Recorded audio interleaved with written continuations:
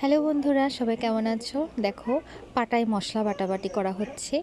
এই মশলা দিয়েই ভালোভাবে মোরগের মাংসটাকে মাখানো হয়েছে। এখানে সব ধরনের মশলাই আমি দিয়ে দিয়েছি, জিরে, ধনে, আদা, রসুন, পেঁয়াজ, শুকনো ঝাল। তার আগেই আমি যেটা করে নেব সেটা হচ্ছে আলুটা সুন্দর করে আমি ভেজে নেব। আলুটা যদি আগে ভেজে নেওয়া যায় তাহলে কিন্তু মাংসটা নরম হয়ে যায় আর আলুটা খেতে খুব মিষ্টি মিষ্টি লাগে। যাই হোক, আলুটা ভাজা হয়ে গেলে মাংসটাও ভালোভাবে কষিয়ে নিব। একটু ঢেকে ঢেকে রান্না করব, যেহেতু বাড়ির মোরগের মাংস, তাহলে একটু সময় নিয়ে আমি রান্না করব।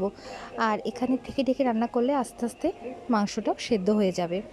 দেখো, ভালোভাবে নেড়ে চেড়ে নিচ্ছি আর তেলটাও সুন্দর দেখা যাচ্ছে, তেলটাও সুন্দর ছেড়ে দিয়েছে। এখন আমি এতে গরম জল দিয়ে দেব। গরম জল দিয়ে আরেকটু সময় রান্না করে নেব। তারপরে আমার এই মাংস রান্নাটা একেবারেই রেডি হয়ে যাবে। তোমরা কে কে এই মাংস রান্নাটা পছন্দ করেছো অবশ্যই আমাকে জানাবে। সবাই সুস্থ থাকবে, ভালো থাকবে। আশা করছি সবার দিনটা যেন ভালো যায়।